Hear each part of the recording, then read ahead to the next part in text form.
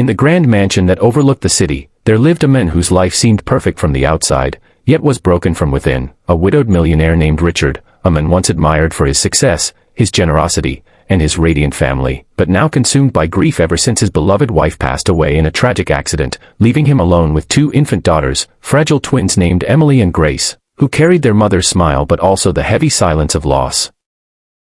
Richard, despite his wealth, his sprawling mansion, and his power, found himself helpless in front of the cries of his daughters, because no matter how much he tried, no matter how many expert nannies he hired, no matter how luxurious the nursery or how soft the cradles, the twin girls would never sleep peacefully, screaming night after night, their tears echoing through the marble halls, driving the house into endless unrest, until eventually every nanny quit, every servant grew tired, and Richard was left desperate and exhausted, searching for help that money could not seem to buy, until one rainy evening, fate sent someone he never expected, a poor young maid named Clara, a girl with nothing but her willingness to work, a heart full of kindness, and a past scarred by struggles. She came to the mansion not with polished shoes or a glowing resume, but with trembling hands and eyes that revealed the pain of poverty, and when she first stood before Richard, soaking wet from the storm, asking simply for a chance to earn a living, even if it meant scrubbing floors or washing dishes, Richard, though doubtful, saw something in her that reminded him of his late wife, the gentleness, the sincerity, and so he agreed, though he warned her that caring for the twins was impossible. That every maid before her had failed, that sleepless nights awaited her, but Clara, smiling through her nervousness, whispered that she would try her best, because sometimes it wasn't about perfection, it was about heart.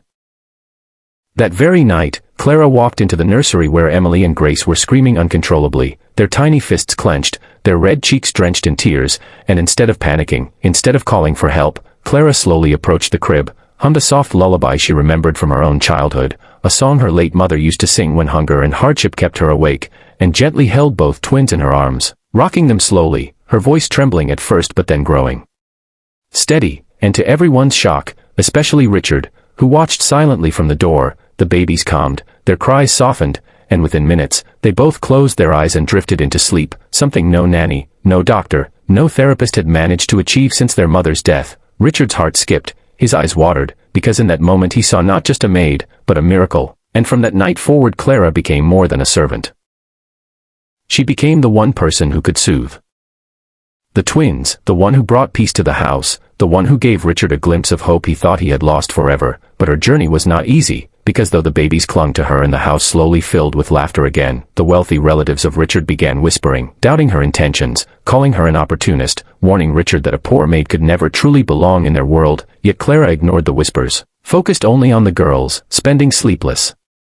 nights singing, comforting, and even crafting handmade toys from scraps to keep them smiling, while Richard, from afar, couldn't stop admiring her resilience, her purity, and the impossible way she had healed wounds money could not. Slowly, day by day, Clara became the heart of the mansion, but deep inside she feared that one mistake could send her back to the streets, that the fragile trust she had earned could shatter at any moment, and so she poured every ounce of love into Emily and Grace, not realizing that Richard was beginning to feel something stronger than gratitude, something he thought he could never feel again after his wife's death, something that scared him but also gave him hope. The stirrings of love for the maid who did the impossible, a love story that fate was weaving between the marble walls and the lullabies in the dark, a story that was only just beginning. And dear listener, if you wish to know how Clara's life changed, how the millionaire's heart opened, and what trials awaited them next, then make sure you stay with this story, because what comes in chapter 2 will leave you breathless. And before we continue, don't forget to subscribe to the channel, because every story here is a journey of love, sacrifice, and miracles that you don't want to miss.